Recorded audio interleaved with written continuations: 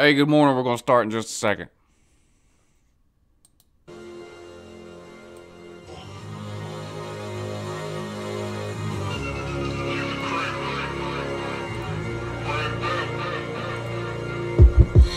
up, half dressed, still buzzing.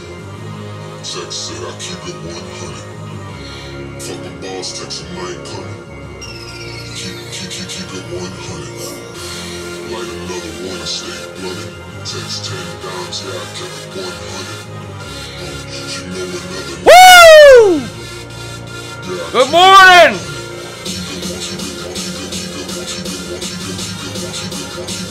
We're going to take some phone calls today, too.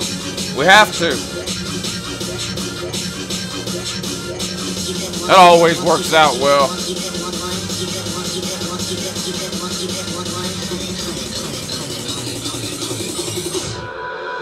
Keep it 100. Keep it 100.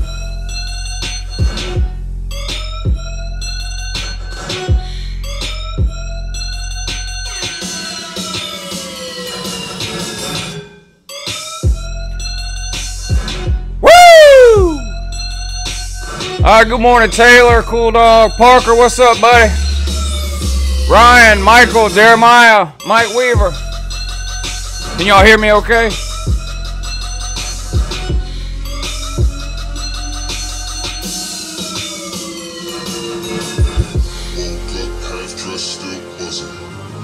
Text said I keep it 100. Fuck the boss, text him I ain't coming. Keep it 100. Light another one, I stay blooded. Text 10 dimes, yeah, I kept it 100. You know another night's coming. Woo! Yeah, I keep it 100.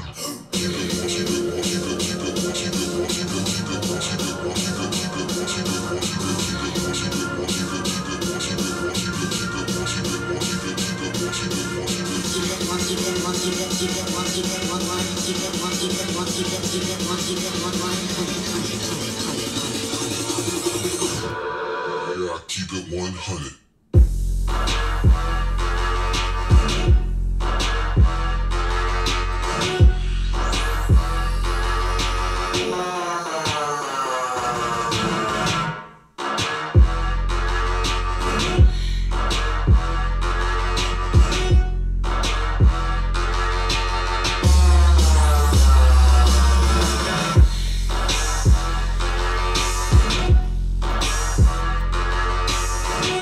Good morning.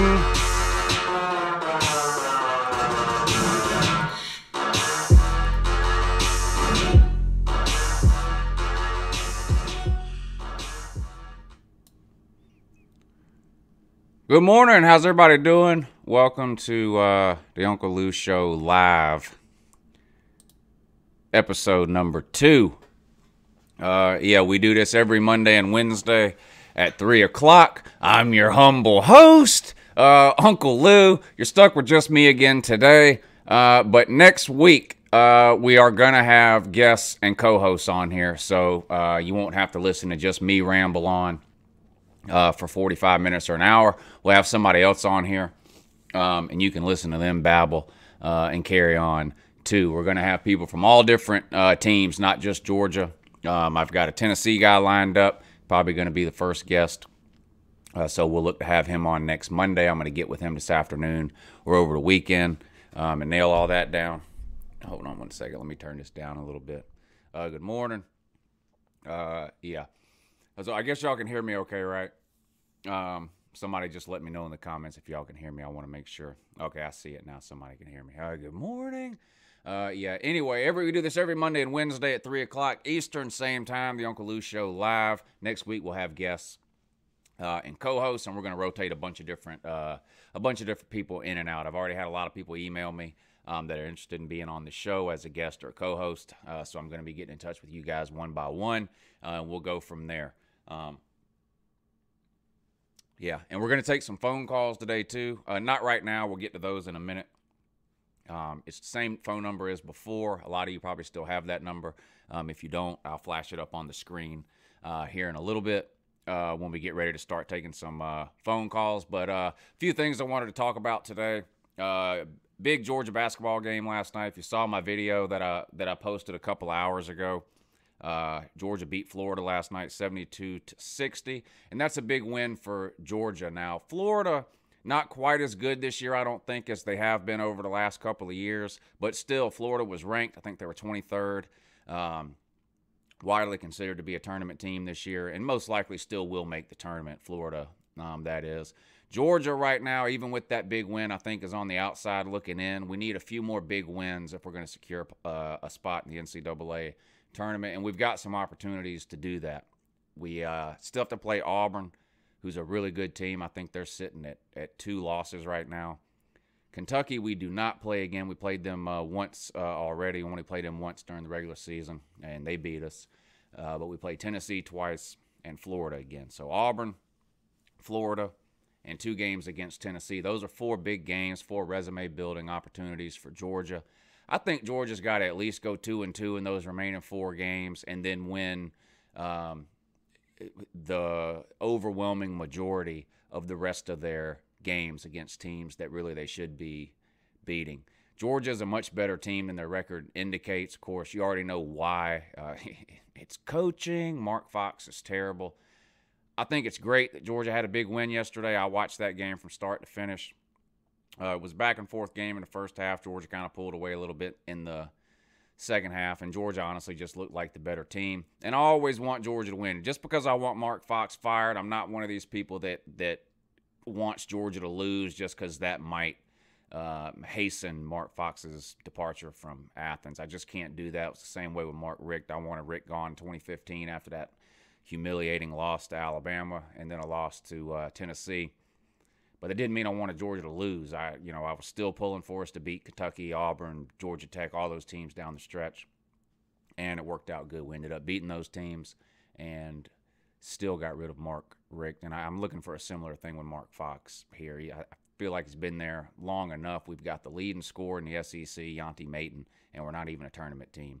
They did a thing last night talking about Georgia and where they fit into the NCAA tournament, and they basically had them somewhere between the 5th and the 8th team left out. They had like 4 teams they considered to be on the bubble, and then they had another group of 4 teams, and Georgia was in that other group of 4 teams looking in. Now, there's a lot of basketball left to play, and like I said, Georgia's got an opportunity against some good teams to prove whether or not they're worthy of an NCAA tournament bid, with games coming up against Auburn, another one against Florida, and 2 games against Tennessee. The last game of the regular season is against Tennessee, and that could be a make-it-or-break-it type game for Georgia. We'll see. And then, of course, you have the SEC tournament as well. Georgia should win a couple of games in the SEC tournament, I would think, at least. I don't think Georgia can win the SEC tournament, but stranger things have happened. We'll see. But if Georgia can't find a way to win the majority of their games from here on out, then they would pretty much have to win the SEC tournament to have any shot of making the NCAA tournament. So that's sort of my thoughts on that. For those of you who didn't catch the video earlier, if you want to watch it, you can click over and watch that or check it out after the live show here. We're going to go about an hour today. A lot of Florida fans already in the comment section, too, running their mouth about me and UGA and Georgia and that the win doesn't mean anything and blah, blah, blah. But the reality of the situation is, Gators, that right now, currently, as of today, the Georgia Bulldogs own you, period. We humiliated you in football. I mean, an absolute beatdown. And we're undefeated against you this season in basketball. Yes, you have another opportunity in Gainesville to score in basketball. But as of right now, Georgia's your daddy. That's just the way it is. You have to deal with it. Last year, she was on the other foot. We couldn't beat you in either sport, and this year it's the other way around. Georgia hasn't won in Gainesville. I can't remember the exact number, but it's been a long time since Georgia has beat Florida in Gainesville. So I'm sure Florida will be a favorite when that game rolls back around, but we'll see. Georgia needs to get on a roll, string some wins together here. They're coming off of a 3 or 4 game losing streak. Lost to Auburn, lost to Kansas State. But we got turned around to win over Florida. We'll see if Georgia can use that to try to get some momentum, propel themselves forward for the last leg of this season here, and we'll kind of see how it goes. Oh God. Okay, are you trolling? You can't hear me? I know y'all can hear me. Let's see. What's with the coaches that name Mark that can't win championships at Georgia? I'm not expecting Mark Fox or any Georgia basketball coach to win a championship. I'm expecting them to make the NCAA tournament once every graduating class. So once every 3 or 4 years, Georgia basketball should be good enough to make it into the NCAA tournament. It's not like football where you have to be a top 4 team to make the playoffs. 68 teams get into the tournament. There's no reason the University of Georgia can't be one of those 68 teams every 3 or 4 years. You just can't convince me of that. I don't buy the excuse of, well, we're not a basketball school. Listen, like I said, 68 teams make it. All 68 of those teams aren't quote-unquote basketball schools, okay? Plenty of teams get into the NCAA tournament. There's no reason and no excuse that Georgia can't get in way more often than they do. That's just the reality of the situation. Let's see what y'all crying about in the comments here. Who wins the SEC in basketball? I would have to say Auburn is the favorite right now. They look like the best team to me. Now, you can never count out Kentucky. And the thing about Kentucky is, of course, they start 5 true freshmen, or they play 5 true freshmen the majority of the game. So Kentucky is going to get better as the season rolls along, right? These guys are fresh out of high school. It takes them a little bit to get acclimated to college ball, speed, competition, things like that. But talent-wise, I mean, Kentucky has the most talented starting 5. I mean, no one would argue that or debate that, I don't think, not even Auburn fans. But they're true freshmen. So you get a team like Auburn, Florida, Kentucky, Arkansas, whatever these other teams you want to name. You get any of these other teams that have players that maybe don't have the pure talent, raw ability that Kentucky's starting 5 has, but they've got experience and chemistry from playing together for a few years or something like that, then of course it's possible for a less talented team to beat Kentucky. It happens all the time. So I don't think Kentucky's a shoe-in to win the SEC this year. Just because they're the most talented team. I think right now Auburn is probably the team to beat. I think Florida's still a pretty good team. Georgia is definitely on the outside looking in. Georgia's, I think, sitting about 8th in the SEC right now. If I had to guess right now, I would say probably 6, maybe 7 SEC teams will make the tournament. So Georgia's still got some work to do. And like I said, we'll see how they finish up here over the last month of the season. Florida's not the 3rd worst team in the SEC. I mean, not if you're just going by the standings. That's just not true. Florida would have been tied for 1st had they won last night, so or tied for 2nd or something. I mean, it's close. Florida's not the 3rd worst team in the SEC. I don't believe that at all. Good morning, Slim. Browns fan says D'Antonio is overrated. Mark D'Antonio.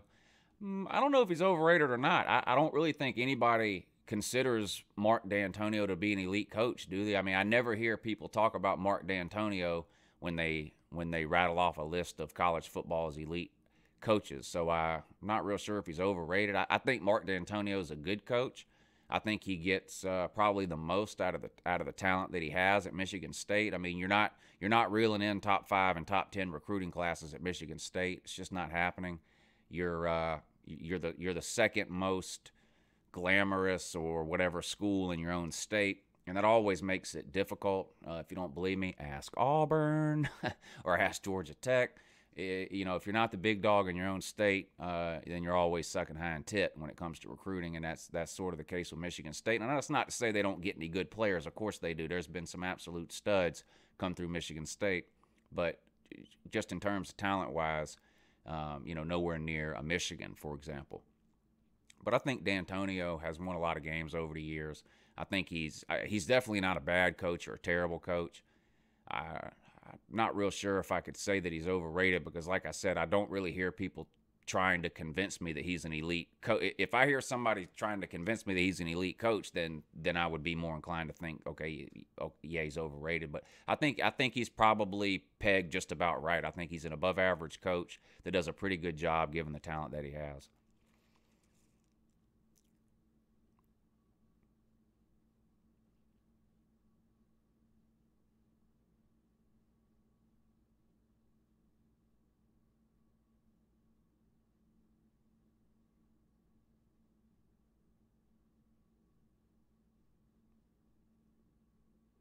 Anyway, that's it about basketball. Like I said, you can check out that video that I uploaded earlier to get some more of my thoughts on all that. But I want to talk about signing day. Now, of course, signing day is coming up. What's that coming up? A week from today, right? February 7th, National Signing Day, next Wednesday. And that's always one of my favorite days of the year. It's almost like Christmas for college football fans, right? You spend 6 months, 8 months, a year, some cases longer, following these high school recruits, the different commitments, the uncommitments, the visits that they take, the in-home visits that the coaches make to go see these kids. You watch them in these Elite 11 camps. You watch them in the Under Armour game. You watch them in the All-American games. You watch their highlight tapes on YouTube, over and over and over for, like I said, 6 months, 8 months, a year, sometimes even longer. And then finally on National Signing Day, you get to find out where these kids are going. Are they going to come to your school? Are they committed to you and then uncommit and go somewhere else? Do they have one of these elaborate signing day ceremonies that's broadcast on ESPN or whatever, and pull a hat out of a cake or whatever? Do they make one of these videos maybe that gets posted on 24/7 or Saturday Down South or whatever? Anyway, it's just a really exciting day. But of course, this year we had an early signing period in December, 3 days in December, where recruits could actually sign early and not just commit, but sign. And there's been a lot of confusion about this to some people that I've talked about, and I've noticed it from some comments in the comment section too when I mention certain players that have signed with UGA, and I'll read a comment or I'll hear a statement from somebody on YouTube or Facebook or Twitter or whatever. And they'll say, well, until signing day, I don't trust anything these kids say. And I think a lot of people are uninformed, misinformed, or confused about what that early signing day was. That early signing day is the same as them signing on the official signing day coming up a week from today. If they signed their letter of intent during that 3-day early signing period in December, then they are committed, signed, sealed, and delivered to that university. They cannot change their mind. They can't uncommit. They're officially and legally bound by contract to that school. So it's not the same as a commitment. It's an actual signing. If they signed in December, they're signed. They're not going anywhere else. And that takes away a little bit from what we're going to see next week, because the overwhelming majority of highly rated 4-star and 5-star recruits have already signed with their respective schools. I saw a number that something like 75% of the 5-stars and highly rated 4-stars have already signed with their schools. So I don't know, let's say there's 50 college players that fall into that category of highly rated 4-star or 5-star recruits, right? If there's 50 of them, somewhere between 30 and 40 have already signed.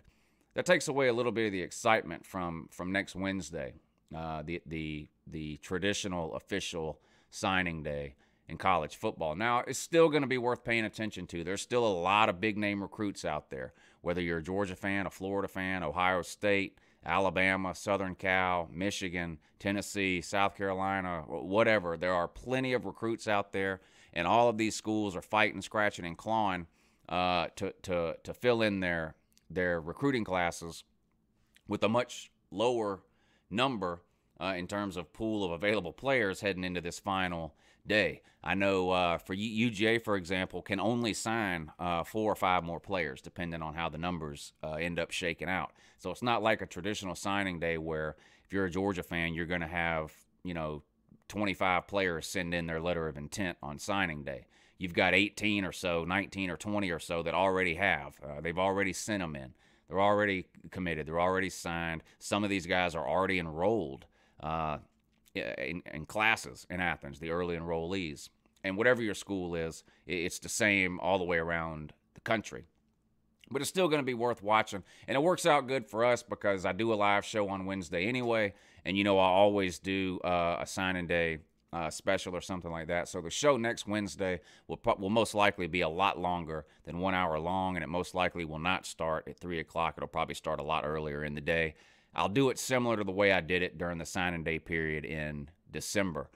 Whenever the big-time announcements start happening on ESPN or SEC Network or whatever the case may be, I'll go live 30 minutes or so prior to that, and we'll stream for an hour and a half, 2 hours, whatever, and we'll cram in as many of those live commitments into the show as we can. And then when there's a break or a lull in the announcements or the signings, then we'll end the video and we'll start a second one. We'll do like maybe a morning a morning edition, and an afternoon edition. Something like that will probably be what we'll do. So maybe something like 9:30 to 12 we'll do a show, and then maybe 1 or 1:30 to 3 or 4 in the afternoon to wrap up signing day. But who do you guys have your eyes on?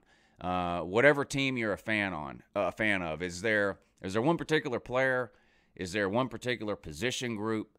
What is it that you're really wanting? Like I said, to me, this is Christmas for college football teams. You get to unwrap these recruits that you've been recruiting for a year, 2 years, 3 years. You find out if they're coming to your school or not. Who's the one player you really, really hope your team gets on signing day? And if it's not a player, what's the position of need for your particular team? If you're a Florida fan, are you happy with Emory Jones? Do you want a second quarterback to go along with him? Who's he throwing the ball to? Who's he handing the ball off to? Who's blocking for him? If you're an Alabama fan, you have an embarrassment of riches. We already know you're stockpiling again this year. If you're Ohio State, who are the 1 or 2 guys left that you're going after? South Carolina, Tennessee. What's Jeremy Pruitt trying to do in Knoxville? Is he concentrating on offense or defense? If you're a Tennessee fan, what position group are you looking to beef up heading into the 2018 season and into the future? Is it offensive line? Is it defensive line? In the SEC, everything starts and stops in the trenches. It's a real battle to sign these elite defensive tackles and offensive linemen. And this isn't a particularly good class, especially for defensive tackles, but the defensive line in general. Now, it's loaded at the linebacker position. There's linebackers galore in this class, but it's a little bit light for defensive tackle and to a lesser degree defensive end. But who is it that you guys are looking for? Give me a name. Give me a position group. And tell me, what is it that your team needs to do on signing day to convince you that they can improve next year and years in the future over what your team did last year? Ryan says UGA needs defensive back and defensive tackle. I agree. Defensive tackle has got me scratching my head. Kirby Smart, I think, has signed 2 defensive tackles now in the 3 years that he's been at UGA, or the 3 recruiting classes that he's had. And the biggest, really the biggest name defensive tackle that we've signed, we ended up having to sign him 2 years in a row. Devontae Wyatt, we signed last year, big-time recruit, defensive tackle. He couldn't qualify, had to go the junior college route. So now we've signed him again this year. So he will be in Athens this year. But outside of Devontae Wyatt, it's hard to find a legitimate big-name defensive tackle that Kirby Smart has signed in his 3 recruiting classes at UGA. Defensive back, I agree with you there too. Always a position in need. Defensive backs are so hard to recruit and so hard to find coming out of high school. A lot of times the guys who would be elite defensive backs at the high school level are playing wide receiver or quarterback or other positions. They tend to be, you quote-unquote athletes in high school that play a lot of different positions.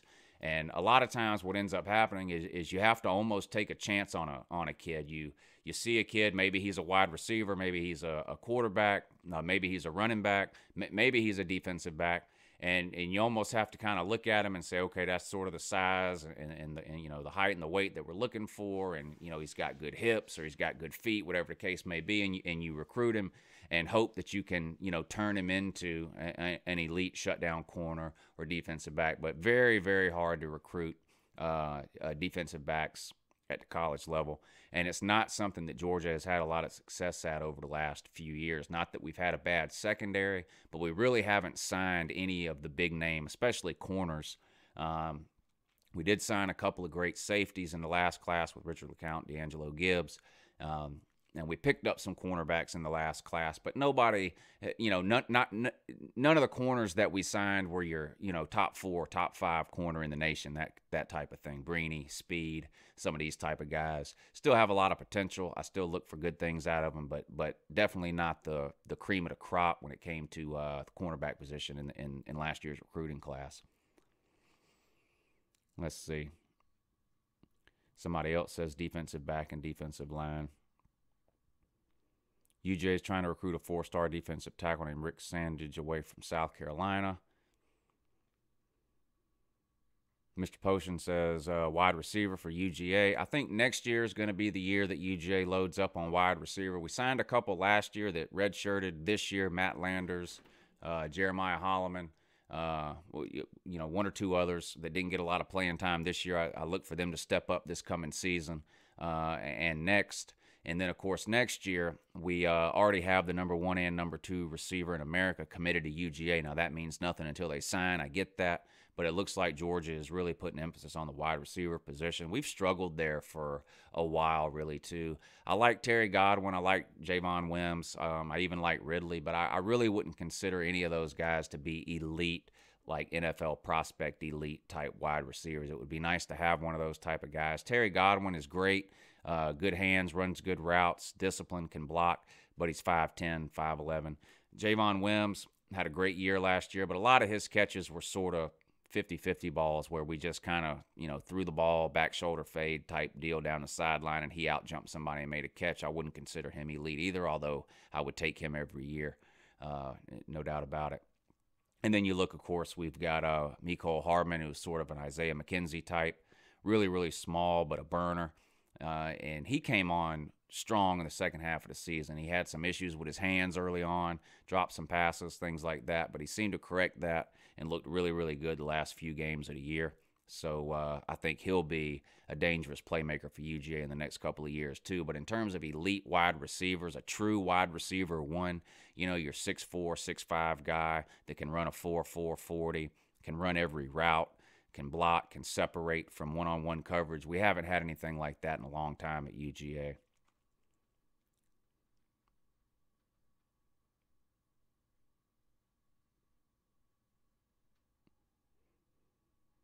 Kirby made Mark Webb a wide receiver. Well, he was a wide receiver when he was recruited. Then we made him a defensive back, and I don't, to be honest, I'm not sure where he's going to end up. If he's going to end up back at wide receiver or if he's going to be permanently switched to defensive back, I'm not sure. But he's another one that was just a really good athlete in high school. Played a couple of different positions. Came in with DeAndre Swift, of course. And, he could play. It could go either way with him. Mecole Hardman was that way. Mecole Hardman played defense all his freshman year.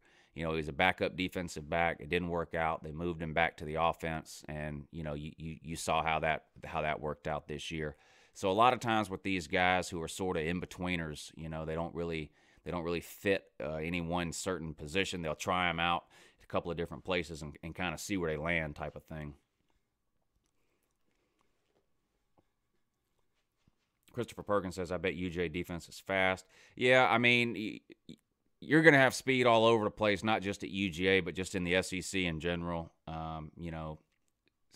Speed is a commodity that coaches look for, and there's no shortage of speed at UGA or any major college football program for that matter. DeGoat Watson says Clemson has 6 5-stars alone in this class. I don't think that's true. I'm going to look that up. I really don't think that's true. But I'm going to look it up right now just to prove that it's not true. I think Georgia has the most 5-stars right now in this class with 4 or 5.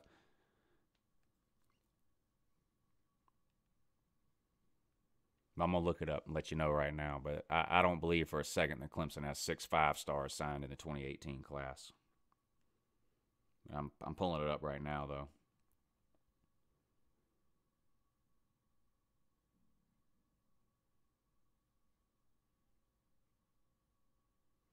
They've got 1, 2, 3, 4. They've got 5. Trevor Lawrence. Clemson's got Trevor Lawrence, of course, number 1 quarterback. Xavier Thomas, the number 1 defensive end. KJ Henry, the number 3 defensive end. Jackson Carman, the number 2 offensive tackle. And Darian Kendrick, the number 4 wide receiver. Those are Clemson's 5-stars. And then they've got a bunch of 4-stars too. So 5 5-stars for Clemson. And I use 24/7 composite index, so don't come at me with anything that Rivals or ESPN or all that. I'm not saying any one is better than the other, but I use 24/7 and I use it every single time. That way I can stay consistent. I don't have to try to remember which player is ranked what on all these different services. I used the 24/7 composite every single time. So yeah, Clemson's got 5 stars. The recruiting rankings right now, and I'll pull them up.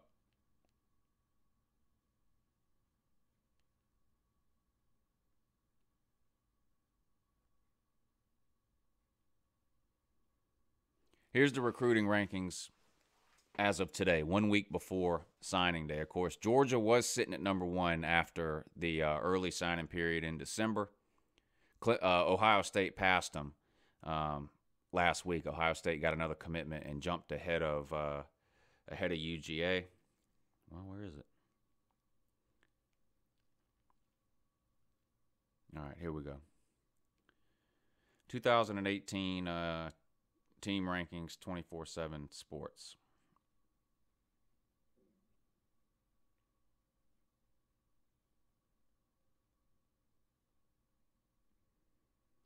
Ohio State is 1, Georgia 2, Texas 3, Penn State 4, Miami 5, Alabama 6, Oklahoma 7, Clemson 8, Notre Dame 9, Auburn 10. So that's your top 10 right now. So one more time from 1 to 10.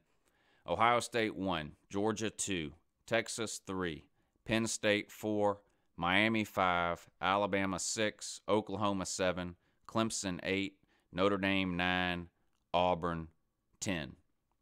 Now, Clemson only has 15 signed and committed right now, so they've got room to move up. You can sign up to 25 players. Ohio State's got 24. Georgia's got 22, so they'll sign 3 or 4 more. Texas, 23. Everybody's in the 20s. Alabama's only got 18, so they've got room to move up. And Clemson's sitting at 15. Everybody else in the top 10 other than Clemson and Alabama is sitting at 22 or 23 right now. So Alabama and Clemson are the team that have the most room to move up in terms of just pure numbers. Now, we'll see what happens next Wednesday and who signs where, who gets which recruit, and everything like that. But that's the top 10 as it sits right now.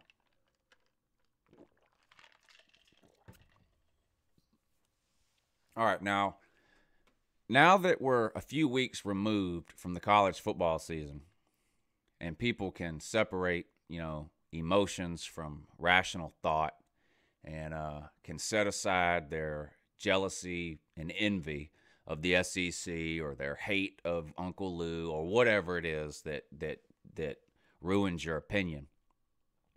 Which conference was the best in college football in 2017? Tell me in the comments section which conference in 2017 was the best football.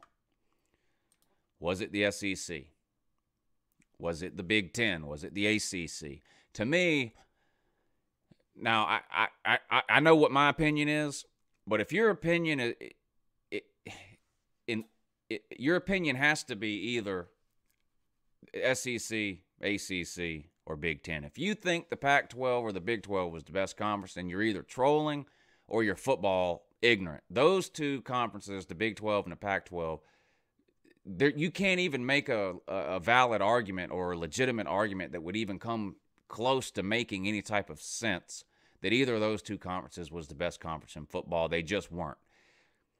I think it was the SEC. Now, if you want to argue with me and say that it was the ACC or the Big Ten, okay, I can listen to that argument, okay? Because I think cases can be made for all three of those conferences. But if you're going to tell me the Big 12 or the Pac-12, then you're just an idiot. That's just the reality of the situation. I think it was the SEC. Winning the national title has to count for something, okay? Playing for a national title has to count for something. The SEC had 3 teams during conference championship weekend. The SEC had 3 teams that were still alive for the college football playoff. No other conference can say that. If you look at the ACC, it was down to either Miami or Clemson. If you look at the Big Ten, it was down to either Ohio State or Wisconsin. Period. Now, it turns out neither Ohio State or Wisconsin made it. Clemson did make it because they destroyed Miami. The 3 teams in the SEC that had a chance, of course, were Auburn, Georgia, and Alabama. Georgia and Alabama made it. Auburn didn't. They lost the SEC title game. But, so the SEC had half of the college football playoff, right? They had 2 of the 4 teams in the college football playoff, and both of those SEC teams won their first round playoff game. So the first or second best team, the second best team, I guess, in the SEC, Georgia, beat the best team in the Big 12. The best team in the SEC, Alabama, beat the best team in the ACC, Clemson, right? The Big Ten didn't even have a team get in. Now, Ohio State did look good in their bowl game. I'll give them credit there. But I just think overall, top to bottom, the SEC had the best league. You can argue the Big Ten, especially if you're going to talk about just regular season. The Big Ten had a pretty good regular season. Now, they completely crapped to bed and didn't show up in bowl season. I think, I'm sorry. The SEC crapped a bit. I can't talk today. The Pac-12 won 1 bowl game. The SEC did okay in bowl games, and the Big Ten dominated in bowl games, right? They only lost 1 game. Is that right, the Big Ten? So the Big Ten had a pretty good regular season. They had Michigan, Penn State, Ohio State were all ranked in the top 10 at one point this year. Now, Penn State had a couple of losses, sort of fell off at the end. Ohio State, head-scratching loss to Iowa. And that sort of ruined their chances. Wisconsin played nobody all year long, but they did look good. Went undefeated, but couldn't get it done in the Big 12 championship game, and the Big 10 just ended up getting left out. Now, just like the SEC having 2 teams get into the playoff, to me, means something. I also think it means something if you don't have a single team that gets in. And so, to me, that's a mark against the Big 10 right there. The fact that you didn't have a team that was good enough, that was consistent enough, that was good enough all year long to get into the college football playoff, right? I know a lot of people argued for Ohio State, but the fact of the matter is you got beat at home by Oklahoma, and it really wasn't close. You lost by 2 touchdowns, okay? Now, you can tell me JT Barrett had a bad game. You can tell me Oklahoma played a great game. You can tell me whatever you want to. But the reality of the situation is you had an opportunity to prove early in the season that you had put that 31-0 beat down you received from Clemson the year before behind you, and you crapped the bed. That's what Ohio State did. You got beat down by Oklahoma at home, at night, on national television, in front of God and everybody else that was watching, okay? You got absolutely humiliated by Oklahoma. The same Oklahoma team that went on to lose to the second-best team in the SEC, Georgia. Georgia beat Oklahoma in the Rose Bowl. You can tell me anything you want to tell me. You can tell me that Oklahoma blew it. Oklahoma got too conservative. You can tell me that Lincoln Riley, the stage was too big for him. You can tell me whatever you want, but the reality is Ohio State lost to Oklahoma, and Oklahoma turned around and lost to Georgia. Okay? That's just what happened. Now, one loss doesn't knock you out of the college football playoff in most years, especially if you're a blue blood program like Ohio State. But when you play Iowa and lose, and not only lose, but give up 55 points. Did you lose that game by 31? I don't know how much. I can't remember what you lost by, but you gave up 55 points. You really, you did it to yourself. Ohio State did it to themselves. You didn't deserve to be in. You just didn't. So, most of you are over it now, and I get it, and I'm only bringing it up to make this argument about about which conference might have the best, or which conference might be the best for 2017. The other conference you can look at is the ACC. My problem with the ACC is Clemson was far and away the most dominant team in the ACC, and it wasn't even close. We saw that with the beatdown they put on Miami. And Miami was not an elite team for the majority of the year. They won a lot of games, but they got lucky in a lot of games, right, against bad teams. They should have lost to North Carolina, a one-win team, one win in the ACC. They should have lost to Georgia Tech, a team that wasn't even good enough to make a bowl game. That win Miami had against Georgia Tech was probably the biggest miracle win I saw all season long. That pass that Miami hit in the last minute of the game or whatever down the sideline was the definition of a miracle. I mean, the quarterback literally had his eyes closed, threw the ball up.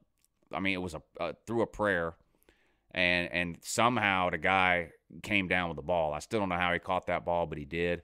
So Miami easily should have lost 2 or 3 more games than they did. Florida State completely fell off the map this year, and that's a team that the ACC usually counts on in terms of conference strength and things like that. And even when Florida State was at full strength, week 1, it wasn't enough to beat Alabama. So I don't really think you can argue that the ACC was the best conference this year. So I think that pretty much leaves you with the SEC or the Big Ten. And like I said, if someone wants to argue that the Big Ten was the best conference, although I disagree, it's at least a legitimate argument to make. But I really don't think you can make any legitimate cases for the ACC, the Pac-12, or the Big 12. That's my opinion, and I'm sticking to it. Big 12 is the best conference. Yeah, right.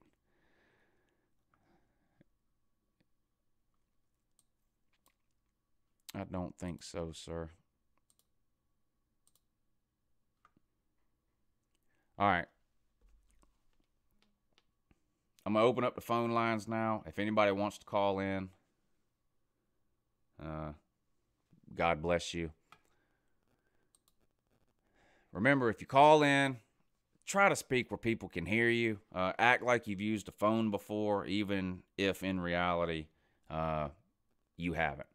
But if you want to call in, you can. The number is 706-510-6817. Please no cussing when you call in. If you slip up, that's fine. But if you want to troll or something like that, that's what the comment section is for. There's really no need to call me to do that. But if you want to call, you can call now, 706-510-6817.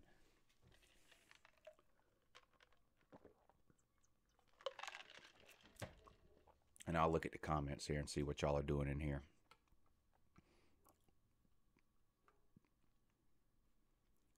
Ben Carr says, I'm going to have to apologize to all Georgia fans. Growing up a Georgia fan of everything and finding out I'm a member of the 144,000 that have came, we were supposed to win.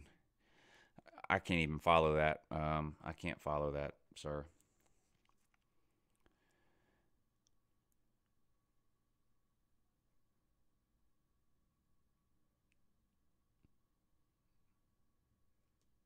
No.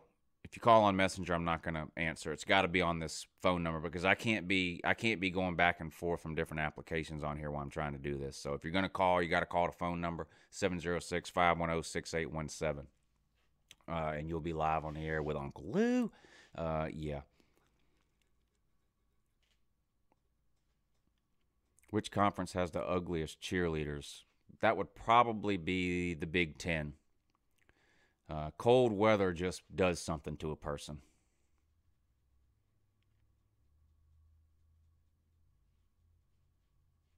I'm pretty sure Paul Warren has called before when I've done this. I can't say that for sure, but I'm pretty sure that he has. Sam Coop 78 says, "Do you like NASCAR?" No, I don't. I watch I might watch some of the Daytona 500 or whatever, but that's probably it. I just have never gotten into NASCAR. I've got a lot of family members who are big time into it, a lot of uncles and cousins and things like that who go to races, and they go to Daytona and Talladega and Bristol and all this kind of stuff. I've just never gotten into it.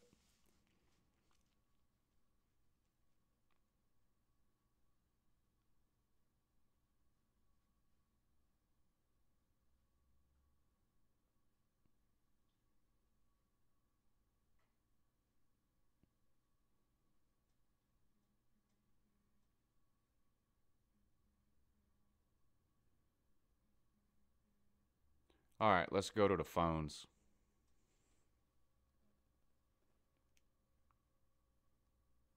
Hey, good morning. You're on with Uncle Lou.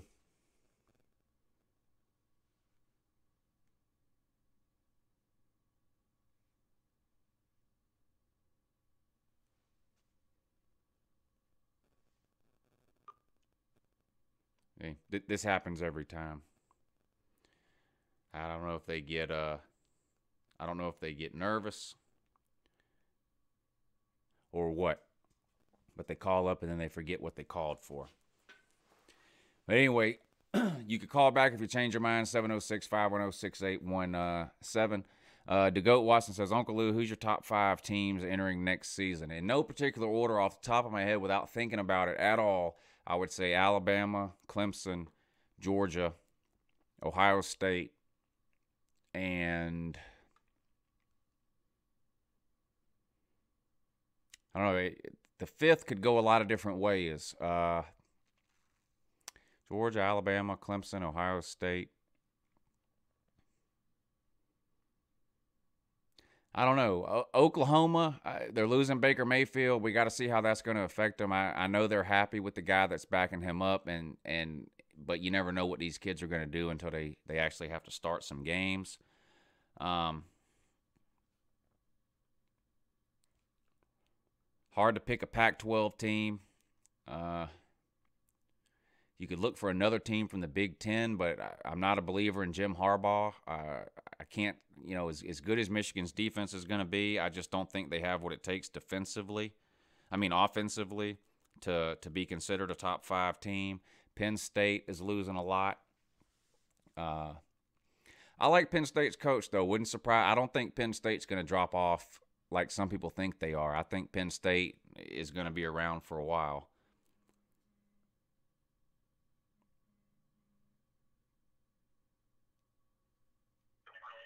Hey, good morning. You're on with Uncle Lou. What do you think about Georgia's women's basketball team? The women's basketball team, you said? Yep. Yeah, I think they're like 19-2. Listen, I'm a Georgia fan. I try to follow everything I can. Someone mentioned to me earlier today how come the women's basketball team doesn't get the respect or the attention or whatever that the men's team gets, even though they're way better. They're 19-2. No one goes to the women's basketball games. People go to the men's games. I mean, unfortunately, that's just sort of the way it is, right? I mean, who's the worst team in the NBA? More fans are at that game than at the best team, women, WNBA. That's just kind of the way it is. But Georgia's always had a really good women's basketball team. Our women's basketball program has been better than the men's basketball program for a long time. So I'm not surprised that the women are having a really, really good year. I'm also not surprised that they're not getting the attention that maybe some people think that they should. Yeah. All right, thanks for the call, buddy. What? Bye. Okay, bye. I was going to say, All right. Well, make up your mind. Anyway, I don't know. I'm not sure if you could hear that. He asked about Georgia's women's basketball team, which I think is like 19-2 or something. So a great year for the women's basketball team, but women's sports are just never going to get the attention that the men's sport get. Arguing about whether that's fair or not, is a waste of time. It's just a reality of the situation. I mean, that's just the way it's always been that way, and it's always going to be that way. Good morning. You're on with Uncle Lou. Uncle Lou, Yeah. I got a question. Who is the best off-season champions in college football? Oh, Tennessee, no doubt about it. You're doggone right. You hit the nail right on the head, my bud. They got Jeremy Pruitt, and they claiming they're going to whoop the world's butt next year. Just give me your thoughts on Tennessee Voltards. Well, like you said, they're the off-season champions. So the fact that they have Jeremy Pruitt is really just this off-season's new talking point. But what they're actually saying is the same thing they've been saying every offseason since 2008, right? They're winning the East. They're back. They're going 12-0. They're going to beat Alabama, Florida, and Georgia for the first time in the same season since like 2006 or whatever it was. They do this every single year. When Butch Jones got there, everything was Derek Dooley's fault. When Butch Jones won 5 games, it was because the team was terrible. The next year when he won 7 games, it was, see, Butch Jones is improving. We went from 5 to 7. The next year when he won 9 games, same thing. See, 5, 7, 9. Next year we're going to be 11-1 and win the East. Well, that didn't happen. They won 9 games again and came in 2nd or 3rd in the East. Then you turn around to this past year, they completely fall off the map, 0-8 in the SEC, 4-8 overall. Lyle gets fired, and now here we are again, different verse, same as the first, new coach, their 5th coach in 10 years. Philip Fulmer, Lane Kiffin, Derek Dooley, Lyle, and now Jeremy Pruitt. The result is going to be the same. At some point, Tennessee fans are going to have to realize that it's not all, it can't be the coach's fault every single time. You're just a mediocre program. Tennessee right now is just a 7 or 8 win program, and that's just what they are. It's not necessarily the coach's fault, but Tennessee is going to continue to be the offseason champion, the life champion, the NASCAR NCAA champions from when they beat Virginia Tech at Bristol or wherever that was. I mean, all this stuff is going to continue to go on, but the results on Saturdays in the fall are going to be the same. Tennessee is going to be an average to below average football team. You're just a mediocre program. You rock, Uncle Lou, and go Dogs. Go Dogs. Thanks for the call, buddy. Yeah, I mean, Tennessee fans need a reality check. Look at your schedule, okay? You play West Virginia week 1. They're a top 10 team preseason. You're not winning that game, okay? You're starting 0-1. Then you play 2 high school teams. You'll win those. You'll be 2-1. Your next 5 games are absolutely brutal. You play Florida, Georgia, Auburn, Alabama, and South Carolina. South Carolina is the worst of those 5 teams, and you've never beat Will Muschamp, ever. And he had a 4-win team at Florida, okay, and still beat Tennessee. I mean, it's just unbelievable to me that Tennessee fans think every year is going to be the year they get over the hump. You're not winning the East this year, and you're likely not winning it for the foreseeable future. Hey, good morning. It's Uncle Lou here. Ow. Oh, Dad. Have you ever used a phone before?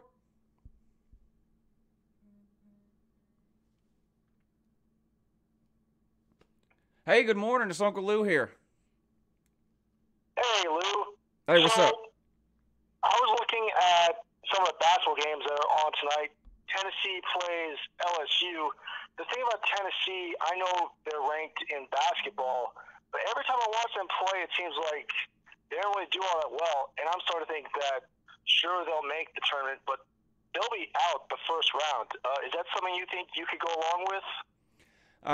Tennessee's got a pretty good basketball team this year. I like their coach. I mean, as much as I hate Tennessee and ride them on football, I try to give them credit where credit is due, and they've got a pretty good basketball team. Now, as far as losing in the first round of the tournament, that's hard to say right now because you have no idea at all who anybody is going to get matched up with. And let's just be real, Tennessee's probably going to make the tournament, but they're probably not going to be a top 2 or 3 seed. So they're going to be stuck somewhere in the middle, right? They're going to be somewhere between a 4 and a 7 seed probably. And it's just impossible to know who somebody like that might be playing. So as far as predicting them to lose in the first round or anything, impossible to do, I think, in my opinion.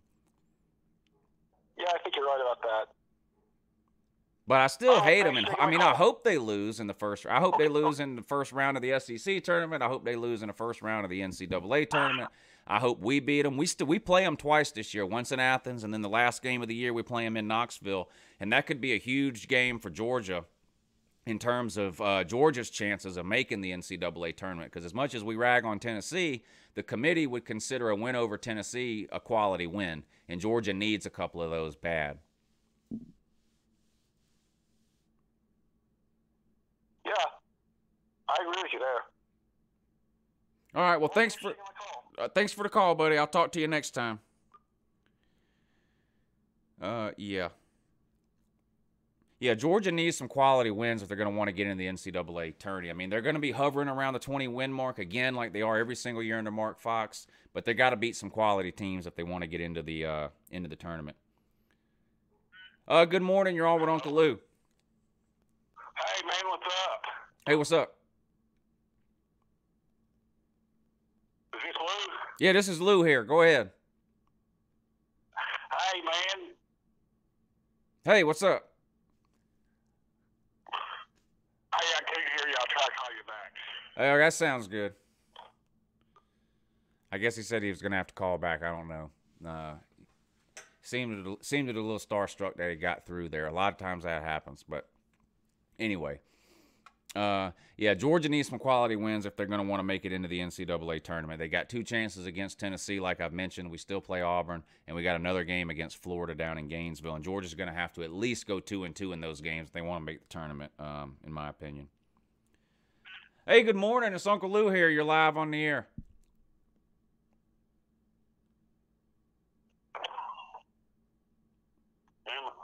Hey, good morning.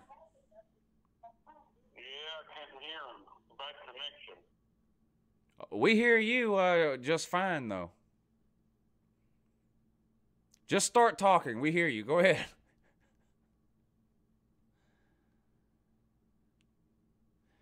Apparently, there's bad connection in Rockford, Tennessee, which is where that caller was from. But anyway, if you can get that connection straightened out, then go ahead and give us a call back, and we'll try to get you on. We're going to go a few more minutes here, maybe take another couple of phone calls before we wrap it up for today. Here, let's see. Hey, good morning. It's Uncle Lou here. Hey, Uncle Lou, I was just wondering, for next year's football season, for the first matchup, what's the first matchup that you're most looking forward to in the first week? You always have some big non-con games. Week 1, Chick-fil-A kickoff game. There's 2 or 3 neutral site games a year now, week 1, and those usually feature at least 2 Power 5 teams. And week 1, you don't have any conference matchups, or you only have a handful spread across the Power 5. So you really have to look for those Power 5 matchups, where a team from one conference is playing a team from another. I know, is it Washington and Auburn, I think, are playing. That'll be one to keep an eye on. I think Auburn will probably win that one. What's that? That's one I am looking forward to. I think that'll be a good game. Yeah, Washington fans were pretty loud all last season because they were pretty confident they were going to go undefeated and make the playoff again. They thought it was a fluke that they got ran off the field by Alabama a couple of years ago. Of course, none of that happened. They caught a couple of losses and couldn't even win the Pac-12, so they sat at home for the playoff this year. And I don't think they're ready for what they're going to see when they play Auburn. And Lord knows I'm no Auburn fan, and Auburn's got to find some answers at the running back position. They got to quit wearing out these running backs, and whichever running back they decide on to replace Kerryon Johnson for this year is going to have to show up in that game, because Washington does have a good defense. Washington had, I believe, a top 5 defense against the run last year, if I'm not mistaken. So I don't think that'll be an easy win for Auburn, but I think Auburn should win that game. And yeah, unlike the other Pac-12 schools, Washington actually has a good defense. So I think Washington had the top run defense against run. Of course, they played a lot of scrub teams, but I mean, still, that's pretty good. Yeah, they had a legitimate defense for sure. And of course, the quarterback Browning, he's an elite quarterback. I think he's probably got an NFL future. I don't know if he'll be a star in the NFL or even a starter, but I think he'll get a shot. He's pretty good. And their coach, I love their coach, Peterson. I fell in love with him when he was at Boise State and used to beat up on some of the big boy schools like Oklahoma. I'm talking to you. Yeah. And so they got a good coach. And like you said, the Pac-12 is down right now. I mean, you're really talking about Washington, Southern Cal, and Stanford and a bunch of nobodies. That's really what you're talking about right now in the Pac-12. So Washington will probably have another good year next year. Now, will that be 9-3 or will it be 12-0 with a Pac-12 title? That remains to be seen. I don't think you can ever count Southern Cal out regardless of what you think about them. They're always going to recruit at a high level. Southern California is loaded with elite talent, and plenty of it goes to Southern Cal. So you can never count them out. And David Shaw is one of my favorite coaches in America. I think Stanford is an SEC team on the West Coast. Not that they're as good or as elite as some of your top-tier SEC teams, but just the style of football that Stanford plays and David Shaw's sort of mindset and the way he approaches games, it just sort of reminds me of like an SEC type of mindset on the West Coast. And Bryce Love comes back, he'll be a favorite to win the Heisman Trophy. But outside of those three teams, the Pac-12 is just really terrible. So Washington will have a shot in the Pac-12. Unfortunately, I think they start 0-1 with a loss to the Barners. Right. Also, another question. Do you think it's possible in the next decade that the Big 12 could collapse as a conference? Yes. I think it's more likely that the Big 12 goes away than it is that the Big 12 grows. I think what's going to happen eventually is the Big 12 is going to go away, and you're going to have 4 power conferences of 16 teams each. That means the SEC will be taking on 2 more teams. Some of these other conferences will be taking on 5 and 6 teams. But I think the Big 12 will go away. I think Texas will become independent along with Notre Dame. And the rest of the Big 12 will get swallowed up by the remaining conferences. So, Oklahoma, Oklahoma State, TCU, Baylor, those schools are going to be fine. And you're probably going to have a couple of schools that get left out. Kansas, I might be talking to you.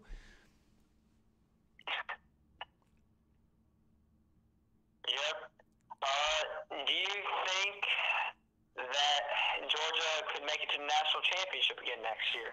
It's very, very hard to repeat what Georgia did last year. Yes, I know Alabama has done it a bunch of years in a row. Yes, I know Clemson has done it 3 years in a row. Those are the exceptions, not the norm. Now, Georgia's schedule does set up good next year. Non-con-wise, we play a bunch of nobodies, including Georgia Tech. We play 3 high school teams and Georgia Tech, so we don't have to worry about a road game at Notre Dame this year. We don't even play a non-con team as good as Appalachian State this coming year. So the non-con, you can forget it, that we're 4-0 there. When you start looking at the SEC schedule, we get Auburn at home. That's a huge advantage.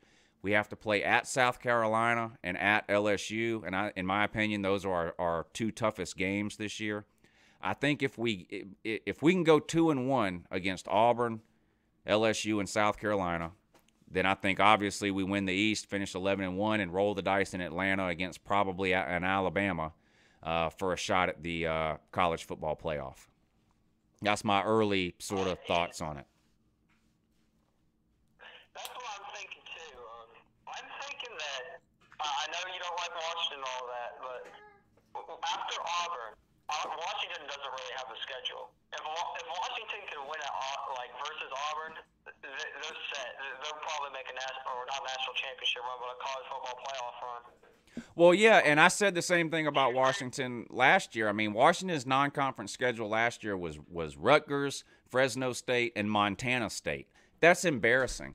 I said all year, I said if Washington loses a single game, they're the worst team in the Power 5 because they had an easy conference schedule and they had a non-existent non-conference schedule, but they crapped to bed against Arizona State in the middle of the season, and then they couldn't even win their division. Or couldn't even win the Pac-12 and just completely crap the bed. But you're right.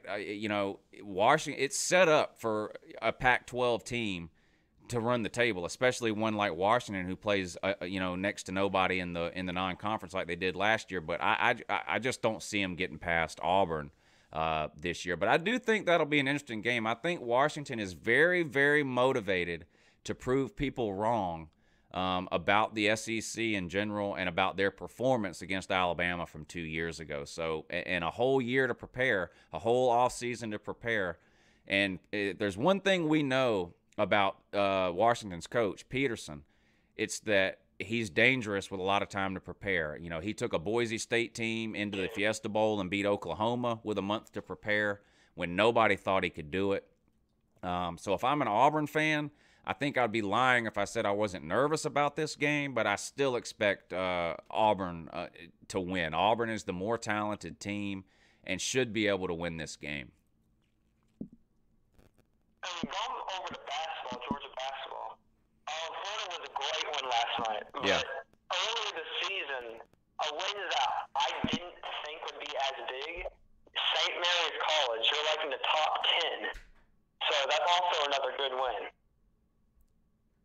Yeah, we've got some good wins. Unfortunately, once we got into conference play, we disappeared. The last 2 weeks have just been absolutely horrendous for Georgia, and it's not just that we lost; it's the way we lost. Double-digit leads in the second half. Twice in a week, we blew 14-point second half leads and lost.